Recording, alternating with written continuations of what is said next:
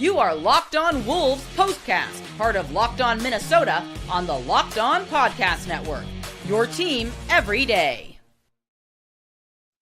Let's go. They did it, Jack. T-Wolves deliver that knockout blow. They send the Lakers, the 3-seed Lakers, by the way, in LA, packing to Cancun, 103-96. That's your final. What's going on? Back in the lab, back at it. Another T-Wolves Postcast episode right here on the Locked On Sports Minnesota Network. Your team every day. Jack Borman with me as always. Give him a follow on X at JRBorman13. Jack, if I were to tell you the Wolves were going to go to LA and shoot 7 of 47 from 3, not even 15% from 3, and still find a way to win this thing, put the nail in the coffin, you would have said, what blank needed to happen then? A lot would have needed to happen. And I think that, the good news about this Timberwolves team is that they've proven that they can win in a lot of different ways. And it's something that we've talked about increasingly since the All-Star break for sure. And I think, the Timberwolves tonight in a huge spot flex their size and we're able to win inside. And I think, we'll get into it later with what Rudy Gobert was able to do. But man, for him to have the type of series he had and then come back tonight and have arguably the greatest game of his life, considering the stakes. But before we get into anything else, I would like to posit this. Anthony Edwards is 23 years old. He's 23. I know he didn't have his best game tonight, and frankly, right now, I don't really care. So far in his playoff career, he has only won a playoff series in 2 seasons, this year and last year. It is the first time in Timberwolves franchise history that they have won a playoff series in consecutive seasons. And in those consecutive seasons, Anthony Edwards has taken down Kevin Durant, Devin Booker, Nikola Jokic, Luka Doncic, and LeBron James. Those are 5 surefire Hall of Famers that he has knocked out of the playoffs. And he has been the best player in, 2 of those 3 series. I think, you'd probably give the edge to Jokic in that series last year. But, just stacking up like that is not normal at all. No. And just for context, alien the alert. The only Hall of Famers that LeBron beat before he turned 24 was Jason Kidd on the Nets, Chauncey Billups on the Pistons, and old Chris, like 35, 36-year-old Chris Webber on the Pistons. And Luka Doncic, the only, Hall of Famers that he had taken down before age 24, Rudy Gobert, who, yes, is a first ballot Hall of Famer, and Devin Booker. I mean, the bottom line is it's just so rare to go on a run that Anthony Edwards has gone on and be able to go toe-to-toe, band for band with some of the all-time greats and come out the other side with everyone thinking, that you're the guy. And I know he did not play well tonight, but it's so great that he is so unselfish and willing to lean into other players on the team to try to get this thing to the finish line. And that's certainly what happened. And you knew the Timberwolves were going to get the best shot from the Lakers, right? You look at the highest points per game scores in elimination games in NBA history with a minimum of 5 games played. This is from Underdog.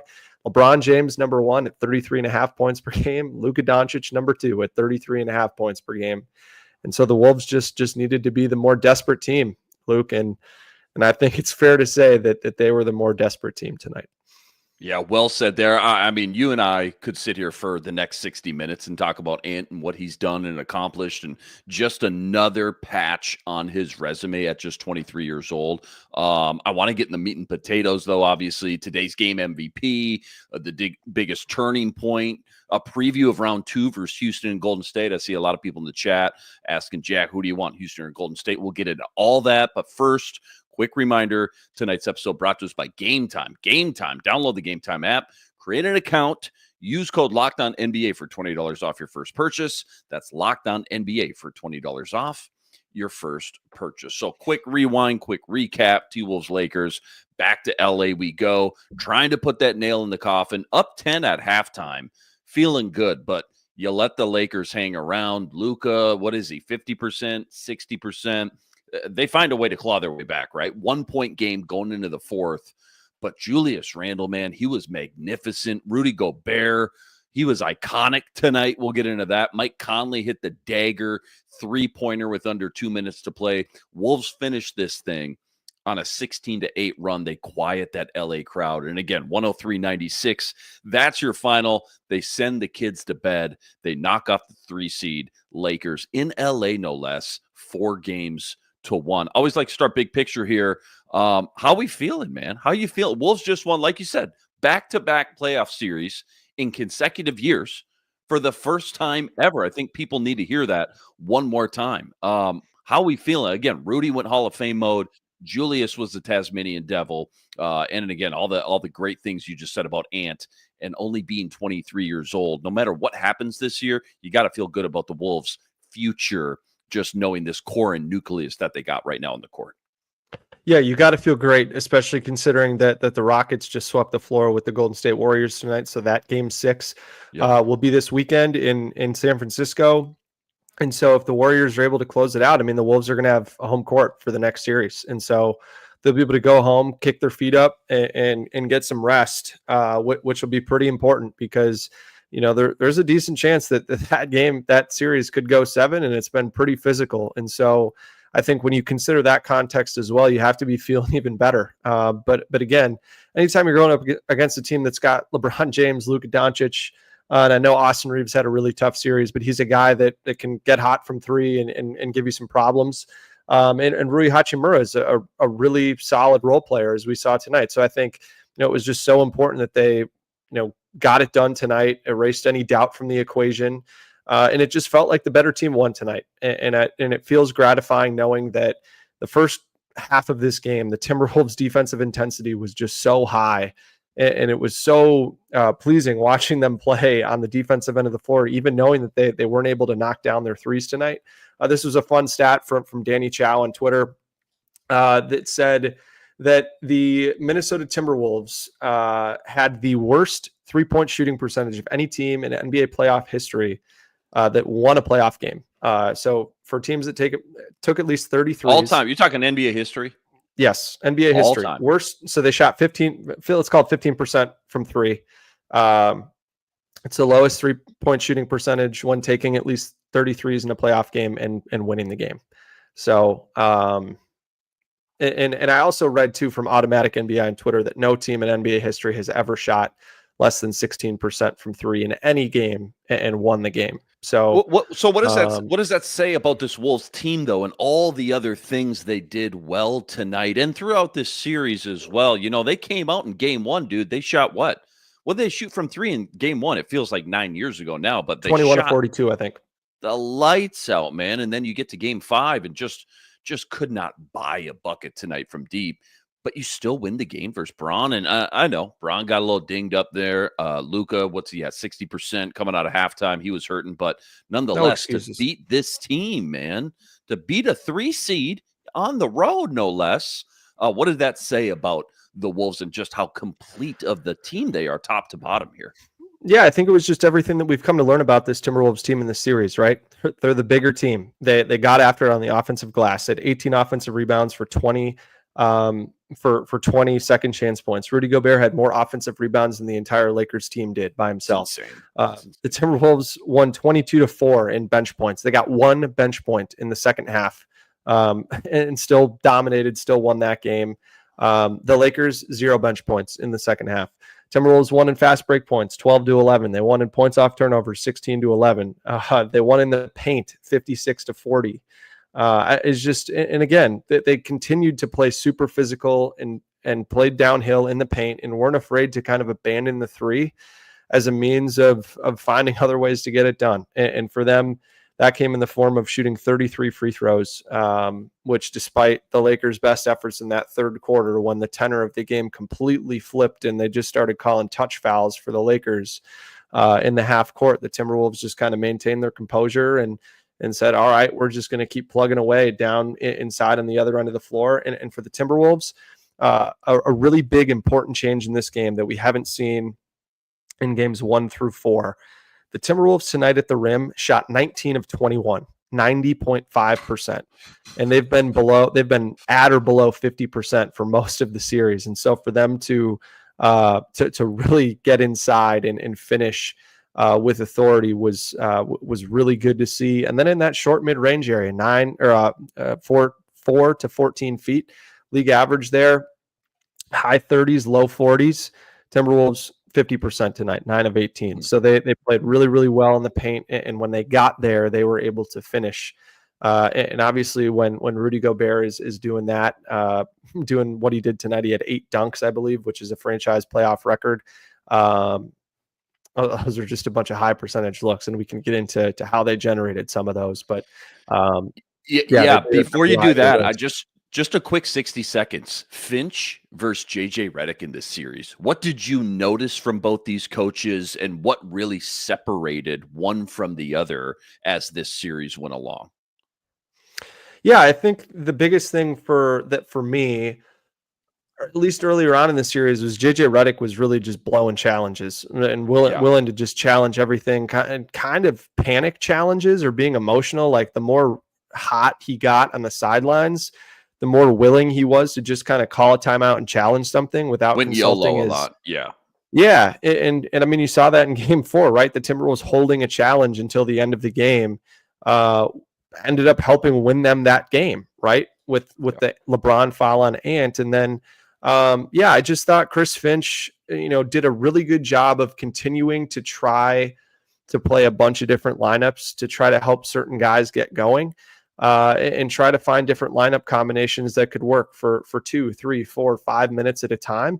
And his willingness to lean on his depth and not just play a specific group of 3 or 4 or 5 guys for extended stretches of time and wear them out and risk, guys that are important to this team that may be sitting, falling out of a rhythm or losing confidence. I thought he managed that wonderfully throughout this series. And I think, again, just the way that he had Anthony Edwards prepared for what the defense was going to show. I think for the most part, especially as a playmaker, Anthony Edwards was in complete control in the fourth quarter when it comes to just kind of controlling the half court and moving chess pieces around on the board and getting to certain spots on the floor where he knows he can open up a certain pass, calling certain screens to switch on to certain guys, whether it was Luka or Rui Hachimura, Dorian Finney-Smith at times. I think, Ant just managed that really, really well. And I think Chris Finch deserves a ton of credit for that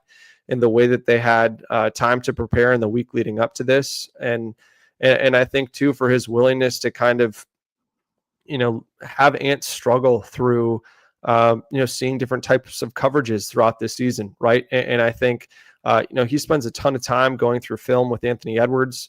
And I think he's empowered a lot of different guys on this team to hold each other accountable and help teach each other. And Ant's talked a lot about how Dante DiVincenzo has been instrumental to him, Rudy Gobert. Obviously, we know Mike Conley.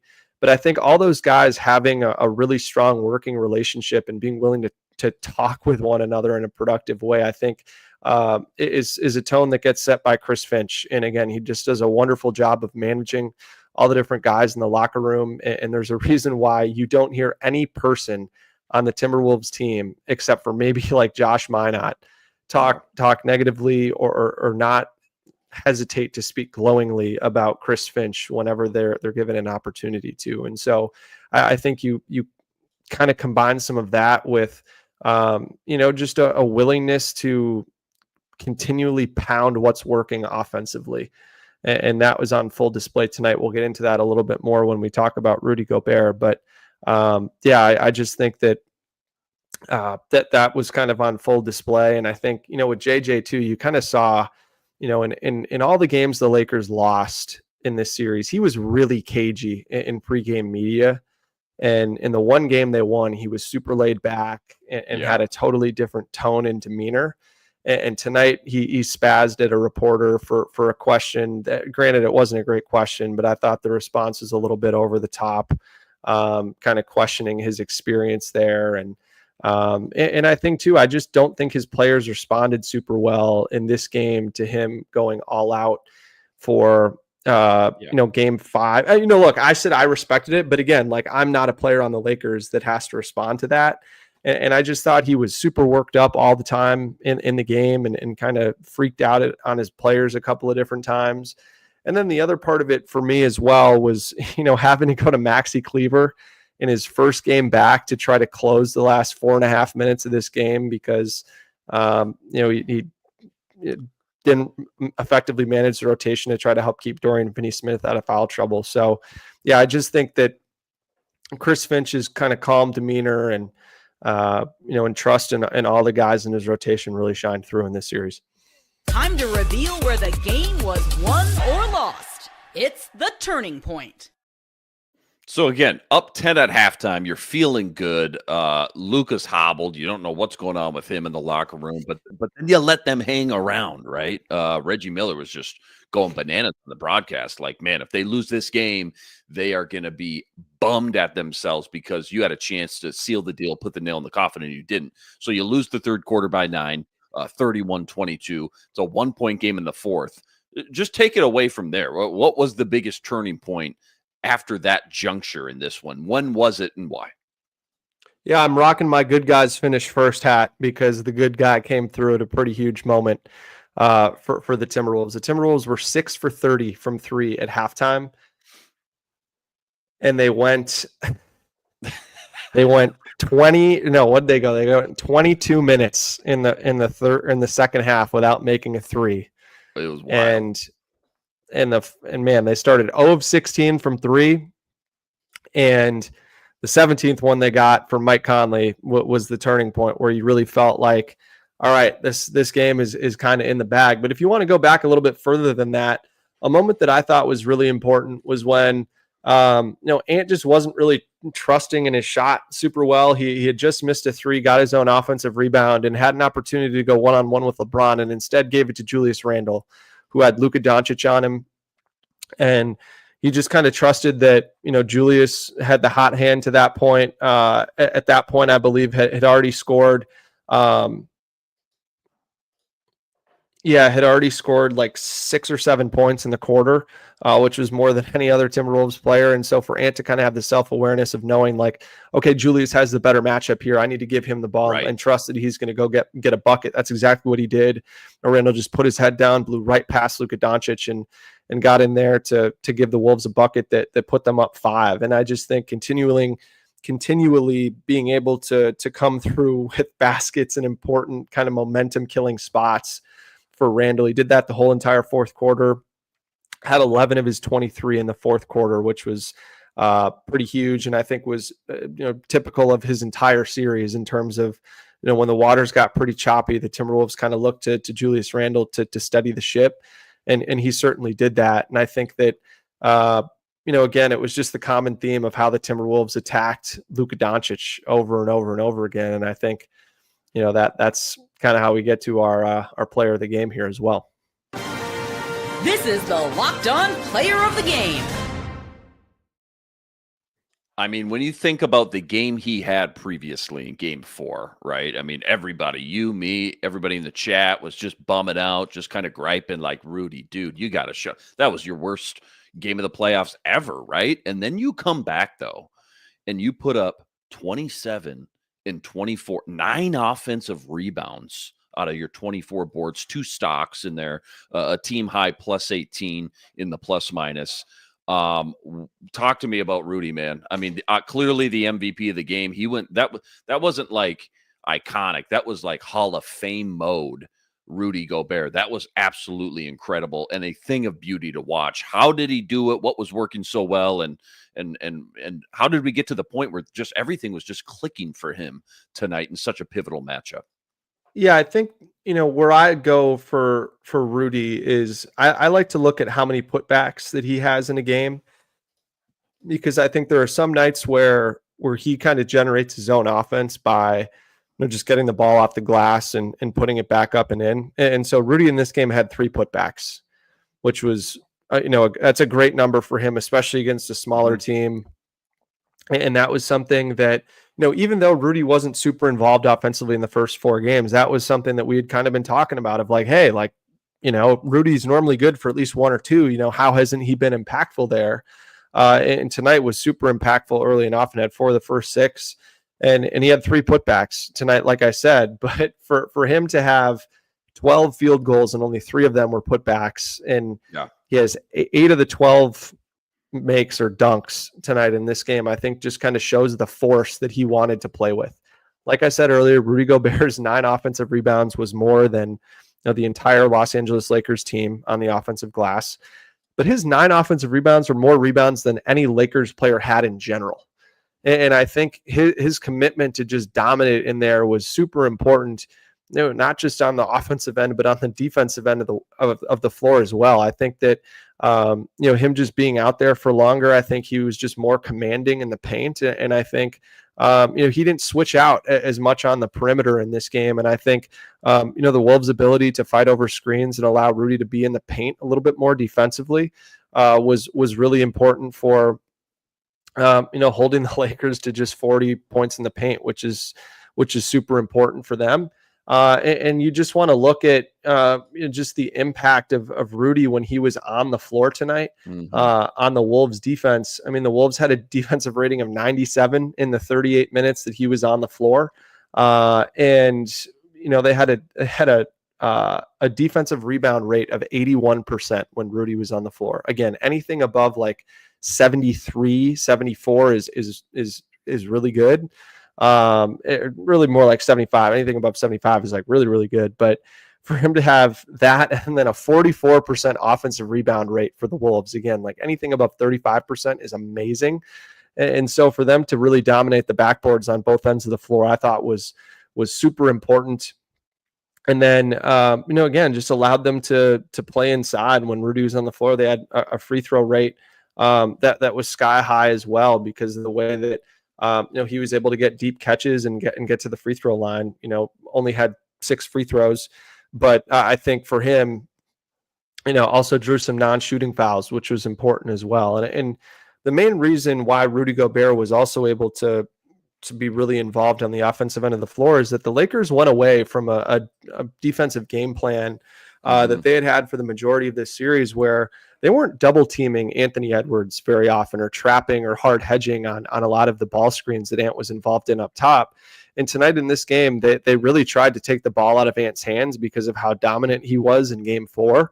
And the Wolves did a great job of putting smart playmakers in the middle of the floor.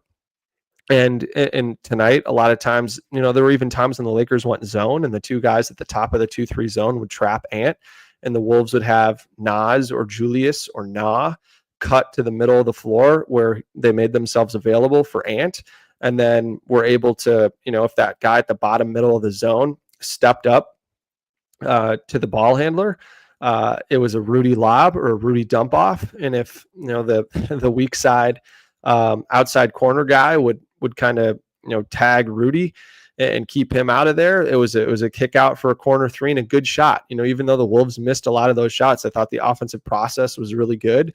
And when you're able to play 4-on-3 and 2-on-1 behind the defense, because the defense has to commit 2 guys to slow down someone as dynamic with the ball in his hands as Anthony Edwards is, then it just comes down to how often can you continually make the simple play the right read. And the Timberwolves did that a ton tonight in this game. And I think for Rudy's teammates to trust him, there were some tough passes that he caught that his teammates were willing to throw that were a little risky at different points in this game. But because Rudy dominated in the first 6-8 minutes of this game, I think that breathed a lot of confidence into his teammates to try to find him down there. And he was certainly in a rhythm when he was able to roll. And then the other adjustment that the Timberwolves made that I think Chris Finch deserves a lot of credit for is they cleared out the strong side corner pretty well in this game, and allowed Ant and Rudy, more so than Mike and Rudy, which is what we normally see in that empty corner pick and roll. Got Ant and Rudy involved there so that the Lakers, for one, couldn't bring 2 to the ball and Ant. And if they did, Rudy Gobert was kind of rolling unimpeded to the front of the rim, and Ant did a good job of finding him in those situations as well. So I think that Rudy Gobert deserves all the credit in the world for the way that he was able to, not only just stay with this game mentally, but also just have complete faith in the coaching staff and his teammates that, one of these games was going to be huge for him. And that's a lot of times how playoff series can go. And look, like I talked to Rudy Gobert before in the locker room at games 3 and 4. And you would have had no idea that he was kind of benched at the end of games leading up to and during those games, because his spirit, his mindset, just his general demeanor was exactly the same. And I think that professionalism and willingness to take a back seat for the sake of the game plan and allowing some of these other lineups that really flourished, he deserves a ton of credit for that. And I think a lot of fans will understandably say, all right, well, Rudy's getting paid like a max player, so you can't really afford for him to take a backseat like that. And I think that's a fair criticism, no question about it. But at the end of the day, it's about, using all the guys that you have available to you. And the Timberwolves are fortunate to be really deep and be able to play a lot of different ways. And then, tonight when his number was called and they really needed him on a night where Ant certainly struggled, I think that, Rudy Gobert rose to the challenge and deserves all the flowers and credit in the world for that. Yeah, so well said. Great breakdown. What was the game towards the end of the year? Was it the Sixers game where things got really chippy and there was kind of a little mini brawl there? Or was it, maybe it was Detroit? I just remember it was one of the last games of the year. I want to say it was the Sixers game in Philly.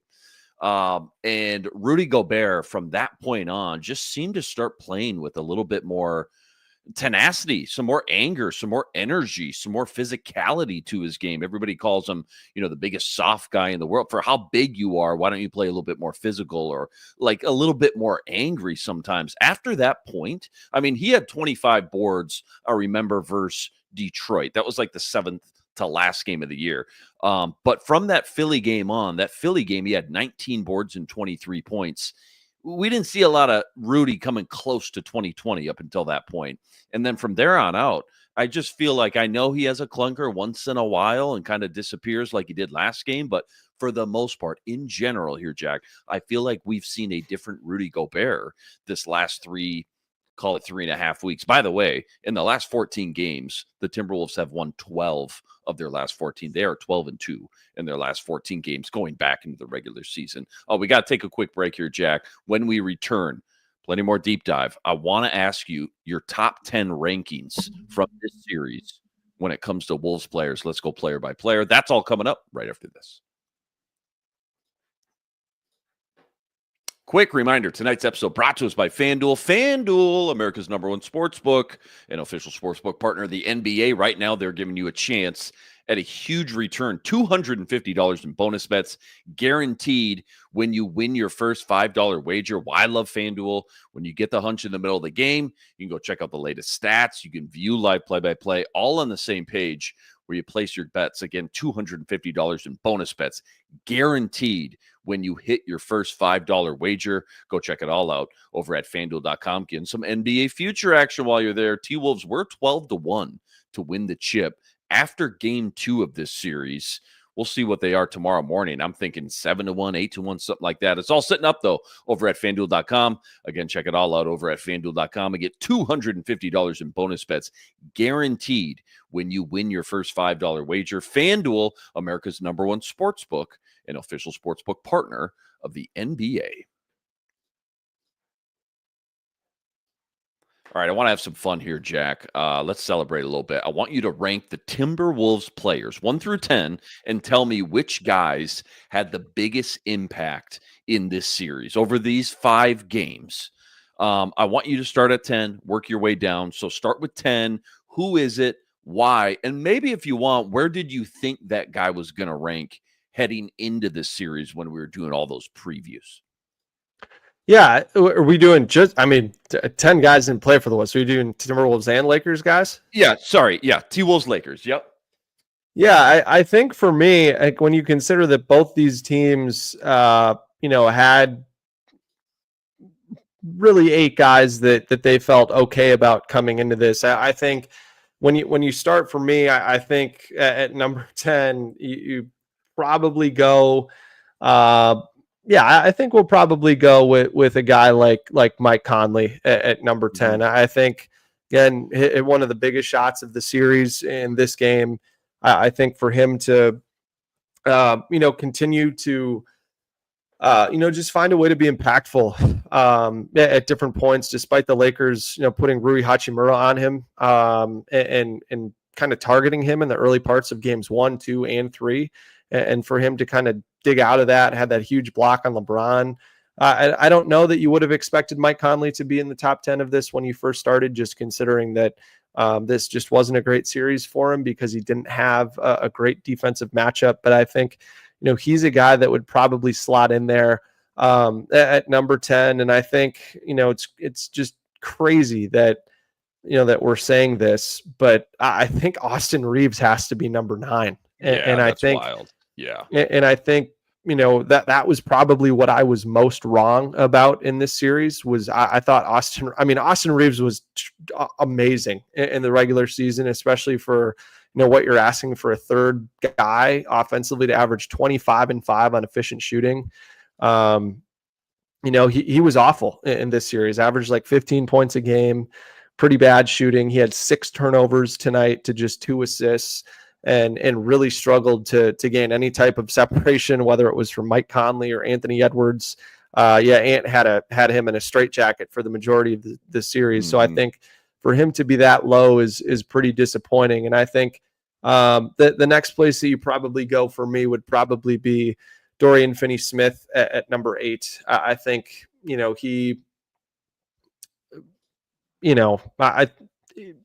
he was important as their backup, as kind of their backup 5 and small ball 5 in certain situations. Had some important momentum, extending threes for them as well. But I just don't think gave them enough offensively to warrant, him being any higher than this. I think number 7 for me would probably be Rui Hachimura. Did a really good job for the Lakers in terms of being able to provide scoring as that third guy when Austin Reeves just didn't have it. I think that they did a great job of playing in the paint and kicking the ball out to him. I mean, for him to have 23 points in each of the last 2 games and make 5 threes in each game, I think was pretty huge. So if you would have said that Rui Hachimura would make, 3 threes a game at a 48% clip in this series, I think the Lakers fans certainly would have taken that, assuming that Austin Reeves would have played better. But yeah, I think it's pretty crazy when you consider where we're at. We're in the top 6 now. And there's only 2 feasible guys left for the Lakers. I mean, it just goes to show you how great the Lakers were in this, how great the Timberwolves were in this series. At number 6, I'm going to go with Rudy Gobert. Right. He was taken out of the games at the end of the games and pretty much, each of the first 4 games of this series. But I think, when he did play, I mean, he still played great defense. I understand that his rebounding maybe wasn't where you needed it to be. His scoring certainly wasn't where you needed it to be, but just his ability to play and do things that go beyond the box score for a guy that, so many people think is just a liability in series like this. I think he proved a lot of people wrong with the way that he was able to switch out on the perimeter and defend guys like, Luka Doncic and LeBron James. I mean, coming into this series, this is all per synergy. So, only 19 guys in the NBA had defended at least 30 pick and rolls where the possession ended with the ball handler in the pick and roll, either shooting or turning the ball over. And he held guys to the lowest field goal percentage, 29% of any of those 19 guys that defended at least 30 pick and rolls, and held teams to the second lowest points per possession of anybody in those 19 guys. I think he deserves a ton of credit for kind of showing off his entire versatility on the defensive end of the floor. Jaden McDaniels is at number 5 for me. I think for him, this was the most important playoff series of his career. And I think he really showed, what he can do when teams try to hide a really poor defender on him like Luka Doncic. And the Timberwolves continually abused that matchup all series long. And it started and ended with Jaden McDaniels being willing to just drive and score inside and finish at a really high level in the paint. I think he shot over 70% in the paint in this series. which is a tremendous number for Jaden. And I know that he fouled out tonight and didn't play the way that he probably would have hoped he could have played. But I still think what he gave you in those first 4 games was pretty amazing. And for him to average, 17.5 points a game on 57, 37.5, 85% shooting splits to go along with 6 rebounds too is super important, because we've all been wanting Jaden to get involved in the glass too. Number 4, I went with Luka Doncic here at number 4. I think, his offensive numbers pretty gaudy, but he was just so bad defensively. I think I've watched a lot of playoff basketball in my day, Luke, and I can't remember the last time a player got continually abused over and over and over and over and over again in games like the Wolves did with Luka Doncic. I think one of my biggest criticisms of Chris Finch over the last few years is that the Timberwolves have too often gone away from things that really work on the offensive end for the sake of trying to throw different things at a defense, or a lack of offensive IQ, or not play calling enough, or things like that. But I think Chris Finch was continually reminding them, we got to go at this guy. We got to, force switches. If you're going to switch everything, put Luka in a ball screen. And if they're pre-switching something or not going to let him in a ball screen action, then, run an off-ball screen to get Julius Randle to the nail or the elbow with Luka guarding him,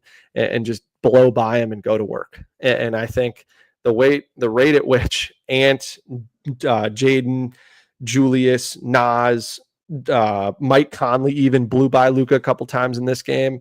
It was one of the most egregiously bad defensive series I've seen from a star in a long time. And so he's 4, despite a pretty good offensive series from him. And obviously giving him some slack for game 3 being really sick. But number 3 for me, this was really hard. This was hard for me to put Julius at 3, because I think you could make a darn good argument that that he should be there at number 2. But I think Randall slots in at number 3 for me. I just think the consistency with which he played in this series was super important. He scored at least 22 points in the final 4 games of this series, and I think was just the Wolves' kind of emotional leader in a sense of he was just so under control and calm and poised when the Wolves needed it. And any single time the game kind of got off the rails and they needed to find some scoring to kind of quiet the Lakers, find some, positive momentum that they could kind of start building themselves, it was Julius Randle that they went to. And then I think Ant kind of rode in the wake of Julius Randle and turned, some waves into a tsunami. And I think that Randle deserves a ton of credit for the way that he was able to super efficiently score the ball. Randle shot 39% from 3 in this series, despite shooting 1 of 6 tonight from 3. And he shot, he got to the line at least 7 times in 3 of the 5 games in this series. And so I think just the physicality that he played with was awesome. And for him to have, a near 2-to-1 assist to turnover ratio, considering the usage that he had and how often he was in isolation or post-up situations, was really strong. And again, you want to look at the fourth quarter scoring for really, I mean, you could look at just the way that Anthony Edwards outscored, Anthony Edwards outscored Luka Doncic, obviously, in the fourth quarter was really important as well. But just the way that Julius Randle was able to get after it in the fourth quarters as well, I thought was pretty important. And again, highlighted by his ability tonight, 11 of his 23 in the fourth quarter. Number 2 is LeBron. I think what I was most impressed with LeBron was not really his offensive production in this series, but just how much of a game wrecker he was defensively. I think the fourth quarter of game 4 was one of the most impressive individual defensive quarters I've seen from LeBron since he was at the peak of his powers in Miami and into his time at Cleveland. I just think his ability to still at age 40 be one of the best players in the league at any facet of the game when he sets his mind to it. I know that he can't do it for as long as he would like to, but I think you've totally got to respect that, and the way that he still gave his best shot in a lot of different ways throughout this series to try to ignite big runs for his team, get the crowd into it. was pretty impressive. And again, don't know how much time he's got left. And I think a lot of people hate on LeBron. I'm certainly not one of those people. I never, will take the opportunity to see LeBron James up close for 4 playoff games that I saw in person. For granted, that was on a personal note, pretty cool for me.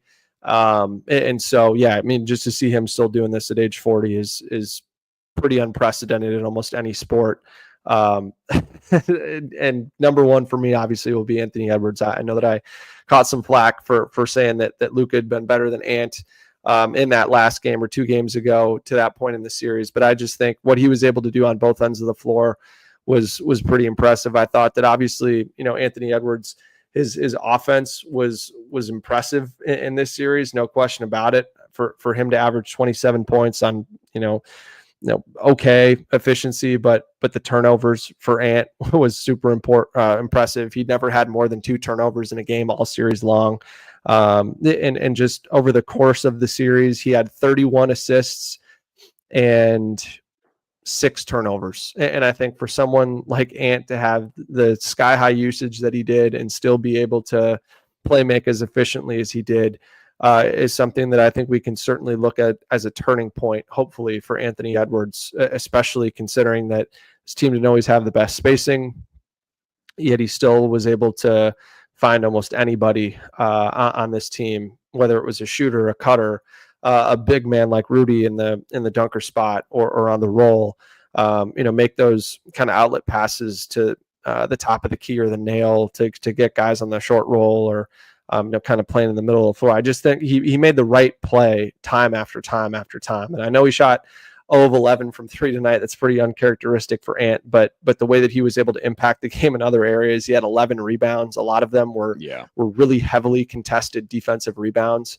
And he just completely turned Austin Reeves' water off in this series in a way that I thought was incredible. And I think Anthony Edwards can be the best defender in the NBA when he certainly the best, right up there for best on-ball defender in the NBA when, the game's on the line and you need someone to go get a stop. I don't think that the Timberwolves would trust anybody more than they'd trust Anthony Edwards with just his combination of size, strength, agility, lateral quickness, leaping ability to make blocks at the rim, contest without fouling, you name it.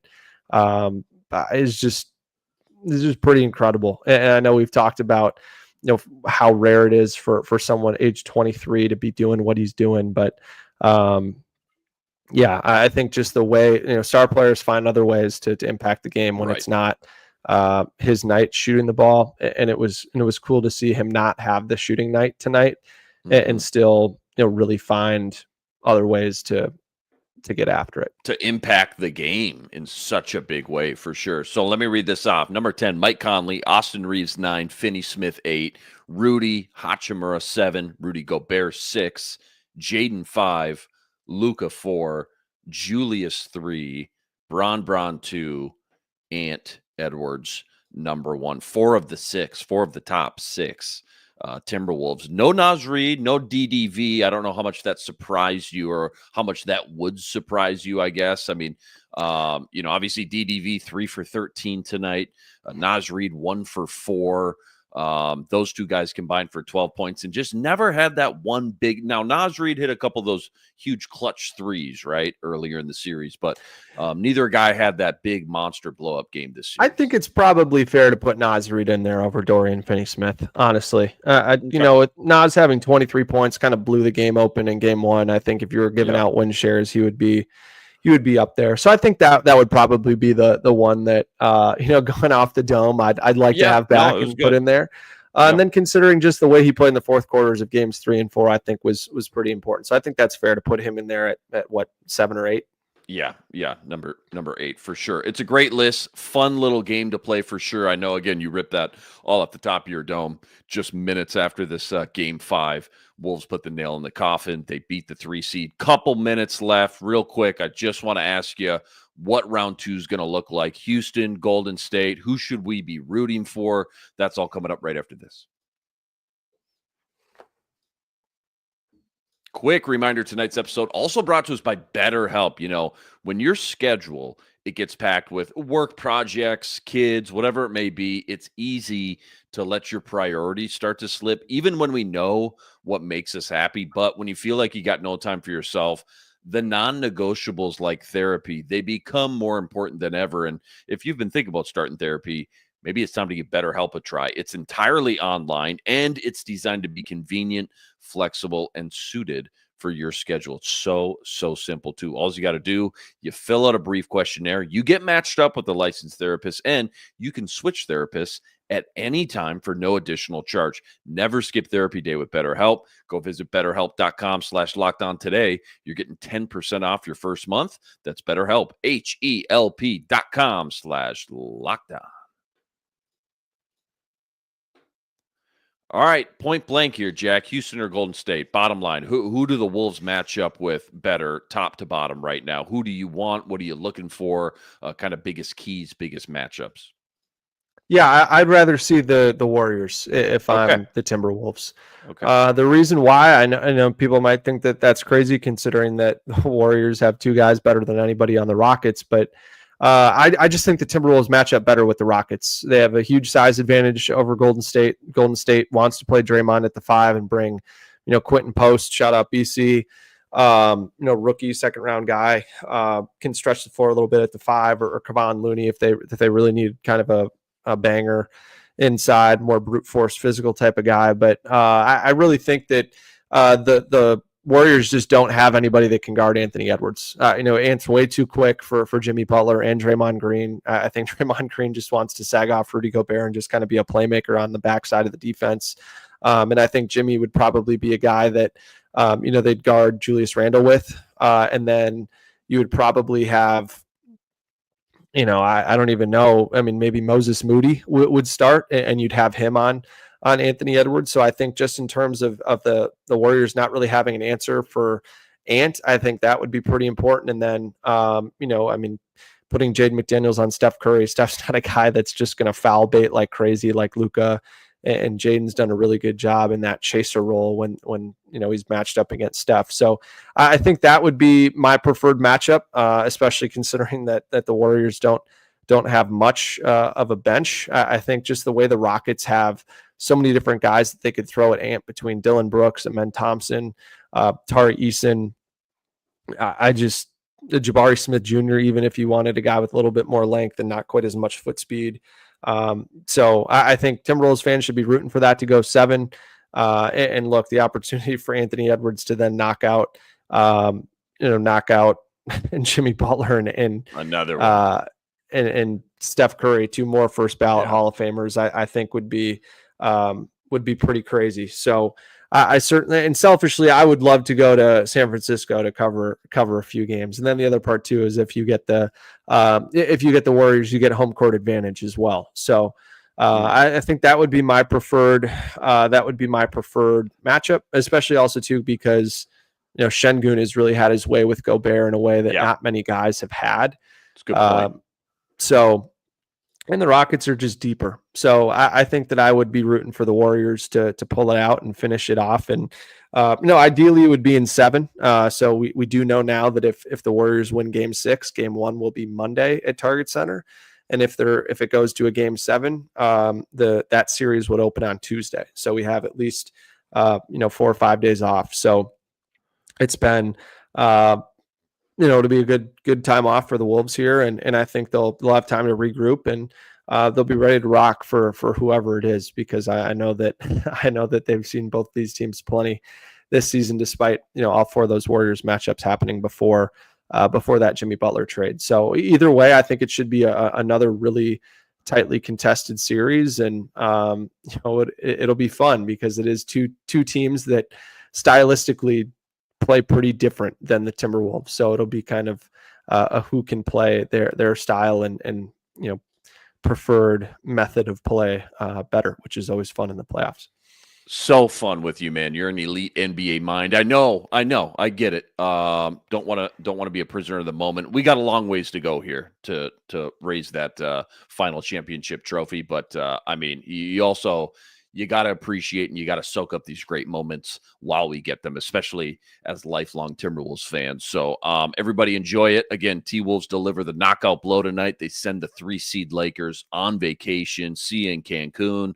103-96. That's your final. Now, again, we await the winner of Houston Golden State in round 2. As always, you guys are nuts. What is it? 1:02 a.m. Huge shout out to all you guys, all the everydayers out there that always make us your first listen, and all you guys coming in the chat with us from game to game. Make sure you like and subscribe if you haven't already. Please go follow Jack if you haven't already as well on X at GRBorman13, live from the Target Center throughout the entire playoffs. We'll catch you right here, same time, same place for game 1, whenever that is, Monday or Tuesday, like Jack said. But until then, signing out.